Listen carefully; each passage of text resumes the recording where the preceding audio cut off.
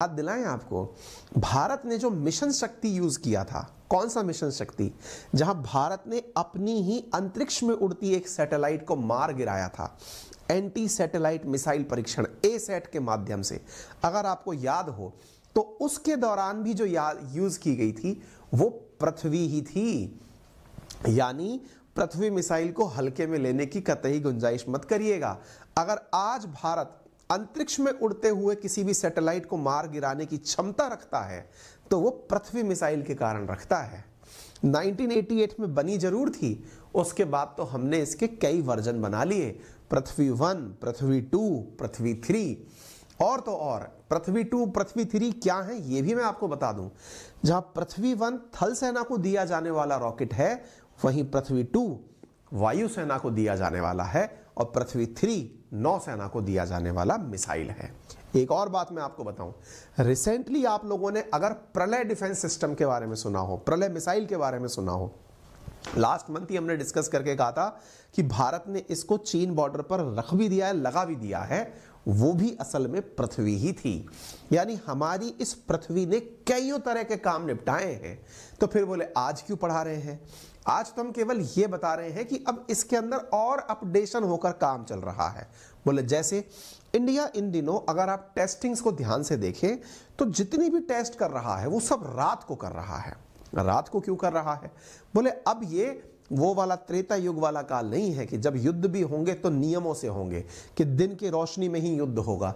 अब तो दुश्मन ये देखता है कि सामने वाले की असुविधा कब है, उस समय पर ही वार किया जाए। इसी कारण से अगर आप अग्नि के परीक्षण देखें वो भी रात को हुए हैं और पृथ्वी के देखें तो वो भी रात ही को परीक्षण किए गए हैं। 2019 से ये शायद तीसरा या चौथा परीक्षण है जो कि रात्रि के समय पर किया गया है और बहुत ही जबरदस्त प्रिसीजन और एक्यूरेसी के साथ किया गया है। एक और बात बताता हूं, फिर उसके बाद मैं आपको न्यूज़ के रेफरेंस से सारी बातें बताऊंगा, लेकिन ये तो सिर्फ केवल इसलिए ताकि आपको अपने मिसाइल सिस्टम के बारे में जानकारी प्राप्त हो तो आपको और बेहतर फील हो सके। साथियों एक चीज़ और ध्यान से सुनिएगा इसके बारे में, और वो ये है कि आप लोग जिस प्रकार से S-400 के बारे में जानते हैं, आपको पता है कि हमने रूस से S-400 डिफेंस सिस्टम खरीदा। बैलिस्टिक मिसाइल डिफेंस सिस्टम और बैलिस्टिक मिसाइल में क्या अंतर है पहले ये समझ लीजिए। बैलिस्टिक मिसाइल क्या है मैंने आपको बता रखा है पहले भी। हम सामान्यतः 3 प्रकार की मिसाइल यूज करते हैं। एक मिसाइल सिस्टम होता है जो कि परवलयाकार आकृति में जाकर गिरता है, यानी कि मिसाइल लॉन्च करी, यो गोल गोल घूम करके ड्रॉप हो गई, तो वो बैलिस्टिक मिसाइल सिस्टम होता है। एक मिसाइल सिस्टम होता है जो जमीन के समानांतर चल करके गिरता है, वो क्रूज मिसाइल सिस्टम होता है। और एक हम सामान्यतः सेमी बैलिस्टिक मिसाइल कहते हैं। सेमी बैलिस्टिक का मतलब यो उड़ करके नीचे ना गिरे, ऊपर ही जाकर के मार कर दे। ठीक है, अच्छा मैं ये क्यों बता रहा हूं साथियों, अब जब आपको यह समझ में आ गया कि बैलिस्टिक मिसाइल क्या है तो अब बैलिस्टिक मिसाइल डिफेंस सिस्टम क्या है अब यह भी समझ लीजिए। जैसा कि नाम से स्पष्ट है, डिफेंस सिस्टम। डिफेंस का मतलब अगर आपके ऊपर बैलिस्टिक मिसाइल चल रही है तो आप अपने आप को कैसे सुरक्षित करेंगे, that is ballistic missile defence system. ठीक है, तो अब होता क्या है कि ये जो सिस्टम हमने अभी पृथ्वी का बनाया है, पृथ्वी के मैंने कितने सारे उपयोग बता दिए। पृथ्वी 1 थल सेना, पृथ्वी 2 वायुसेना, पृथ्वी 3 नौसेना। इतना ही नहीं, मैंने आपको बता दिया प्रलय सिस्टम इसी के थ्रू बनाया गया था, एंटी सैटेलाइट मिसाइल सिस्टम इसी का उपयोग था। अब एक और उपयोग बताने जा रहा हूं ताकि आपके दिमाग में इसके प्रति इज्जत कितनी बढ़ सकती है वो देखिए। इसका एक उपयोग और जान लीजिए साथियों। एक सिस्टम है हमारे पास, उसका नाम है PAD, पाद सिस्टम। अब ये पाद सिस्टम क्या है? Pradyumna anti defence system, Pradyumna anti ballistic missile defence system. अब आप पूछेंगे साहब ये क्या होता है? जिस प्रकार से हमारे पास S-400 है जो कि 400 किलोमीटर की दूरी तक भी अगर हमारे ऊपर किसी ने मिसाइल चलाई तो उस मिसाइल को हवा में ही खत्म कर सकता है। दोबारा सुनिए, पहले मैंने आपको क्या बताया, बैलिस्टिक मिसाइल क्या होती है, फिर आपको क्या बता रहा हूं, बैलिस्टिक मिसाइल डिफेंस सिस्टम क्या होता है। दोनों में अंतर है भाई। एक तो है मिसाइल जो जाके मार करेगी, और डिफेंस का मतलब हुआ किसी बैलिस्टिक मिसाइल के आने पर उसको हवा में खत्म करेगी। इन दोनों में कंफ्यूज मत हो जाइएगा।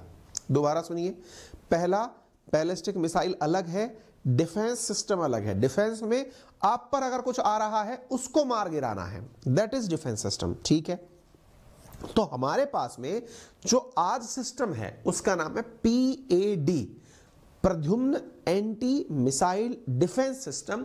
वो असल में पृथ्वी मिसाइल ही है। अब बोले ये क्या होता है?